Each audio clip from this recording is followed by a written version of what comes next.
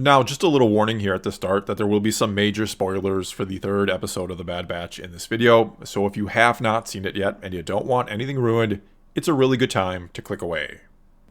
Okay, so the first thing I have to say is that I continue to be impressed by this show. Even in an episode with a fairly generic or overused and cliche main plot, which basically amounts to crash on a planet, or in this case a moon, discover a supposedly dangerous creature that has done or taken something, and then have to deal with that creature in order to escape, we still ended up with, thanks in large part to the B-plot with Hunter and all of that, a very good, enjoyable episode that has yet more character building, more world building, and adds to this ever increasingly intriguing overall story.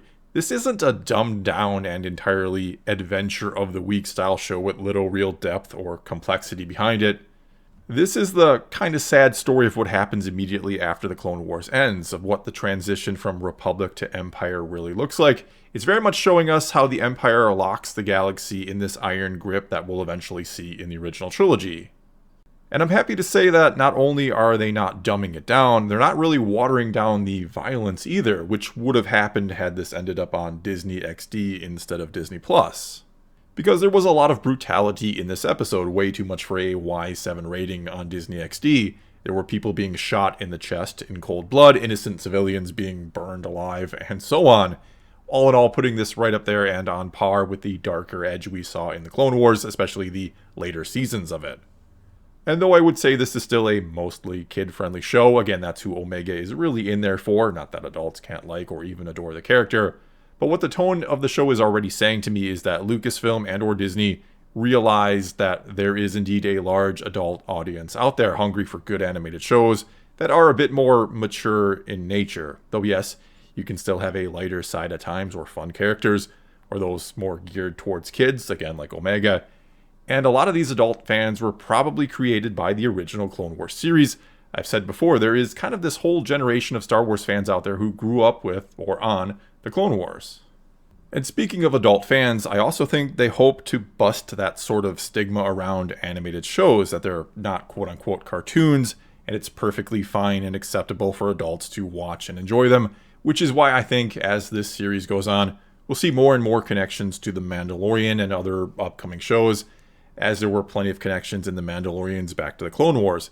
I think they want to give hesitant fans, those who don't think they'll like the animated shows, and I run into plenty of those people, I think they want to give them every reason to go back and watch the Clone Wars, or to now watch The Bad Batch.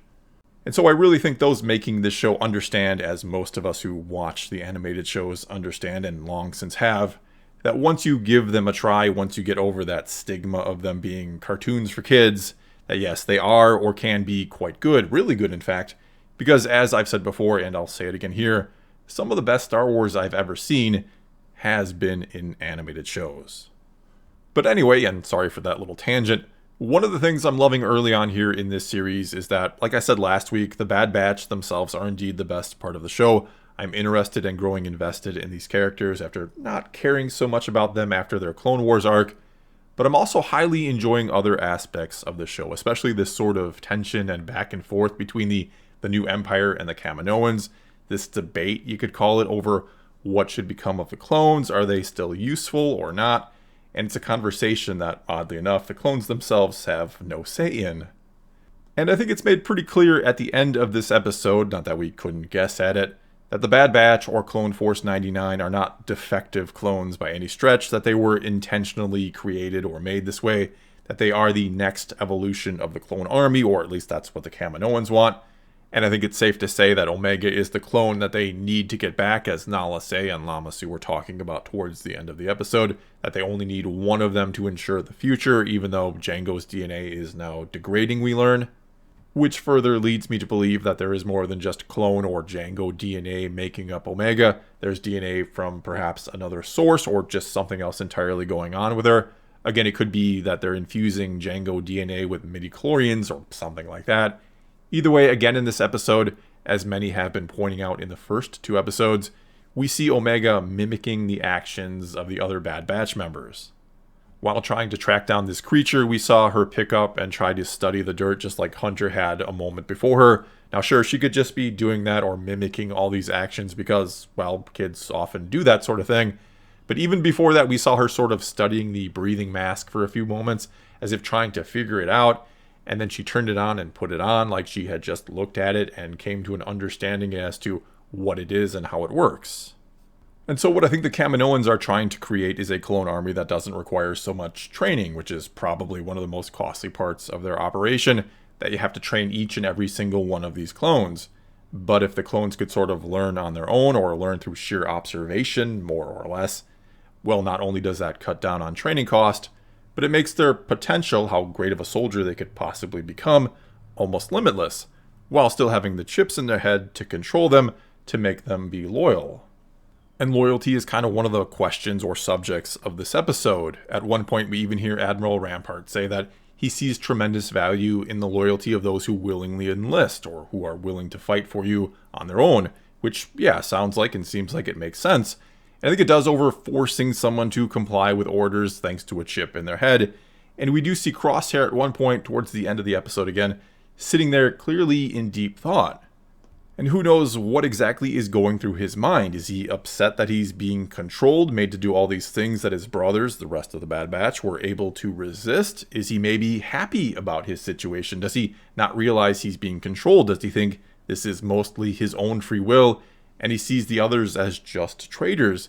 That was something he even touched on in the first episode with Wrecker when he talks about how he likes to blow stuff up because he likes to blow stuff up.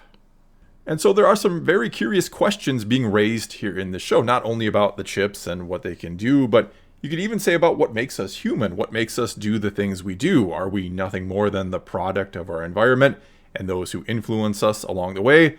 Or is there something more that makes us who we actually become or who we are?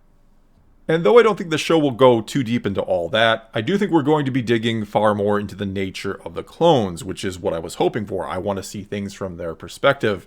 We're also going to learn a heck of a lot more about the inhibitor chips. We even see that Tech is creating a type of scanner so we can figure out how much they themselves might be impacted by the chips, which could also lead to them saving Crosshair eventually. And speaking of loyalty and free-thinking conscripted soldiers versus controlled clones, I think one of the best parts of this episode was on Onderon, when one of the hand-selected recruits taking part in this Project Warmantle, where it seems clones are going to be training elite soldiers. Anyway, one of these recruits doesn't want to kill innocent civilians and argues they should capture them to try and get information from them in regards to the whereabouts of Saw Gerrera. But Crosshair is like, nah, that's not the mission, and insists on killing them, and even ends up killing the soldier who is disobeying, which helps the others fall in line, go figure. And it's an interesting exchange because it really depends on your point of view as to who was in the right here, or maybe I should say, who was being the better soldier, since it's never okay to kill unarmed civilians. But from Crosshair's point of view, he was following orders to the letter. He was doing exactly what he was told to do without hesitation, but also without question or thinking. The other guy, don't think he had a name, he was free thinking and trying to use good judgment to not only not be a monster, but to accomplish an overall or larger objective, that being finding Saw Gerrera. So in a way you can kind of see both the benefits and downsides of clones versus conscripted soldiers here. But going back to the other part of the episode now, the Bad Batch and Omega part, again, it was a pretty standard kind of plot there with the creature on the moon, though we did get a little more personality or characterization out of Tech and Wrecker. We also saw Omega endearing herself more to the rest of the crew besides just Hunter, with Wrecker making her a sort of bedroom, her first bedroom ever, or first room of her own, I guess. Now I thought there might be something with Wrecker hitting his head and seemingly in the exact spot where his chip is, like it might trigger something, but that turned out to be nothing as of yet, and it was more just an excuse for him to not go along with Hunter and Omega, for them to have more sort of bonding time alone, and for Omega to once again sort of prove her worth to the team. We also get maybe a few more little clues as to what's up with Omega. Again, she sort of figures out the mask by just looking at it, and again is mimicking others and maybe learning their skills. She also seems to have already known about the chips in the other clones' heads, and I have to wonder if she has one in her head too, maybe a new or upgraded version that can better control enhanced clones, or maybe that's something they've been working on, trying to make these chips better. Maybe one of the things holding the Kaminoans back from making even more enhanced clones, like the Bad Batch, is how hard they are to control without working chips. I mean, they are famous for not following orders, after all. So maybe again, Omega has one in her head, and that's part of what the experiment is with her, trying to control her. And Omega did say something rather curious back in the first episode after Echo woke up in the medbay and he sort of freaks out. She said to him, "I understand, I don't like being hooked up to their machines either," meaning she probably gets hooked up to them from time to time, or maybe quite often. Anyway, to start to wrap this up, I thought this was another really good episode that's laying the groundwork for what could become a fantastic series. I'm so glad there's actual substance here, that this isn't just an adventure of the week style show, but instead a story with different sort of sides or factions or agendas, mainly with the Empire and the Kaminoans, and then you have the Bad Batch and Omega kind of caught in between. But thankfully they're not lost in all of that. Instead, they are the heart and soul of the show. And I know there are some saying that this is a lot like The Mandalorian with Din Djarin and Grogu, which I do agree with, there are similarities here, but there are also differences as well. Mainly with Grogu being, I don't want to say helpless, but far, far more dependent than Omega is. That show is more about Din Djarin trying to figure out what to do with this child that he cares about, with him coming to terms with the fact that maybe he's not the best thing for him, while thus far Omega's arc has been about proving herself, about becoming her own person, finding independence, but also becoming a part of this team, and convincing them that they need her as well. Well, that's all I've got for you this time. Now it's your turn to tell me what you thought of the latest episode of The Bad Batch. Was it good? Was it bad? Was it somewhere in between? Whatever you think, leave a comment below and let's talk some Star Wars. And until next time, thanks for watching.